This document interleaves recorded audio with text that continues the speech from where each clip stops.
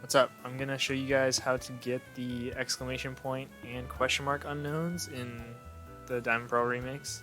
It's pretty much exactly the same as what you had to do in the originals, but just in case you never did it in the originals, which I'm guessing you didn't because barely anyone did, here's how to do it.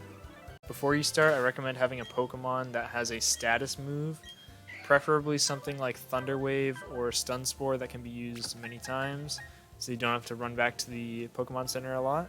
You should also make sure you're stocked up on Pokeballs before you go in. I just use regular Pokeballs because I like how they look, so you can just buy a bunch of those.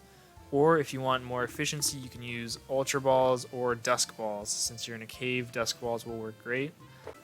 Once you're all ready to go, you can just walk on in and we'll get started. So this first room that you find yourself in, you actually cannot encounter anything in. No matter how much you run around, nothing will show up. There are no Pokemon in here. So, we're going to start with the letters F, R, I, E, N, and D, spelling the word friend, because those are the easiest ones to get. Each one of these letters has its very own room in which you can only find that letter. So the first place you're going to want to go is down the top right staircase. This room that you find yourself in only has the letter F, so you're going to want to run around in circles until you find one. You'll notice that it takes a little bit longer than you might expect to find a Pokemon. That's just because caves in Gen 6 onward don't have as many encounters as Gens 1 through 4 did. So like I said, I recommend you have something with Stun Spore or Thunder Wave or a similar move so that you can paralyze them.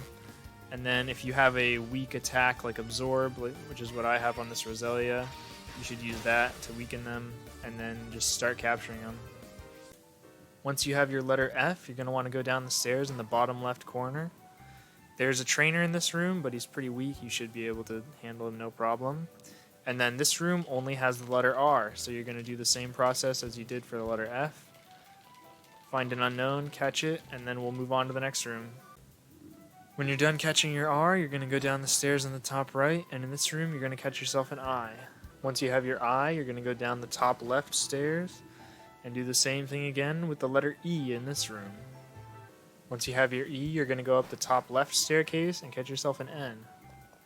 Once you have your N, you can go down the final staircase, the bottom left, and you'll find yourself in the room with only the letter D.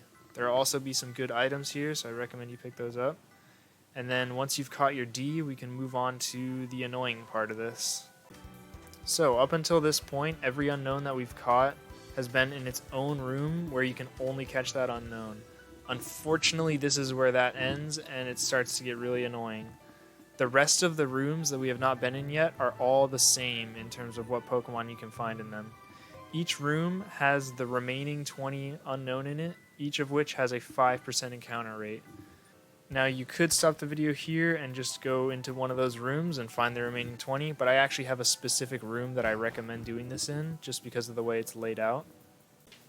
Most of these rooms are laid out like this one here with the rock on the right side, and then you have this sort of open area on the left. On the DS games, you could do this a lot easier. Using the D-pad is really scuffed in this game, so I don't recommend using it in order to hunt for the Pokemon. The alternative to using the D-pad is to spin in circles really fast with the stick, but like you just saw, if you do it in this room with the right side open, you'll accidentally go down the stairs very frequently, or at least I did. So the room I recommend using is if we start again in the D room, which is where you're probably still standing. You'll exit the D room, you'll go up the top right staircase, and then down here in this one. In this room, there's an open space on the left side where the rock is blocking the stairs, so you don't have to worry about accidentally going down them. Just run in circles over here with the joystick, and good luck finding your 20 remaining letters. If you'd like a rough estimate on how long this should take you to find the 26 letters, from the time I entered the ruins to the time I had all 26 letters, it was about an hour, very close to an hour, which honestly doesn't sound like a long time. I was expecting it to take a lot longer, and it's possible that if you're unlucky, it will take longer, so take my time with a grain of salt. While you're still in the ruins, make sure you've talked to this green-haired boy at some point. You will pass him in one of the rooms during your quest, If you talk to him, he'll go back to his house outside of Salacion Town, and he will give you some stuff later once you've collected the unknowns. So unlike the rest of the alphabet, the question mark and exclamation point unknowns cannot be caught in the cave entrance that is east of Salacion Town. You actually have to wait until later in the game when you get to Veilstone City. Once you're here, you're just going to go south.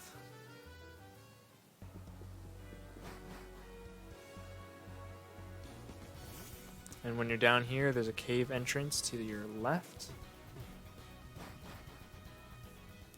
And if you have no unknowns, then the entire cave will just be this little entrance rectangle here, and there will be a guy standing against the wall telling you that he's going to dig.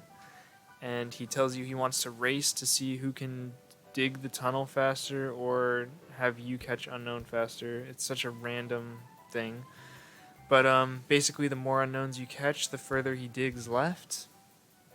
And interestingly enough, as well, the encounter rate for Hippopotas changes the more you catch unknowns as well.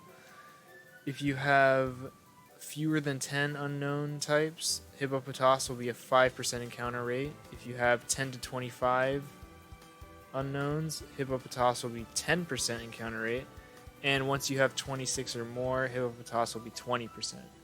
So, not required, but if you do want to use Hippopotas, it can help to catch at least a few unknowns here and there. But yeah, once you have all the unknowns, the cave will be very long. It'll go all the way down here.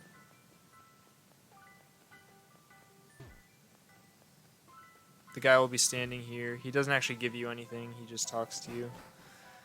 And you'll enter this cave that just says question mark and exclamation point. And in this room, the odds are 50-50 question mark and exclamation point unknowns.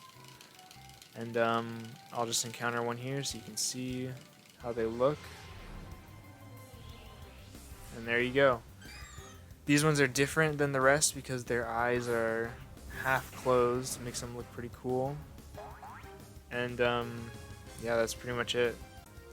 Once you've caught all of them, there's not really any crazy like grand prize thing that you win. Like I said earlier, you can go talk to that boy to get extra capsule slots, but you don't get anything special really for collecting all of them other than the satisfaction of doing it. So I hope this guide helped, and good luck to you on your unknown catching.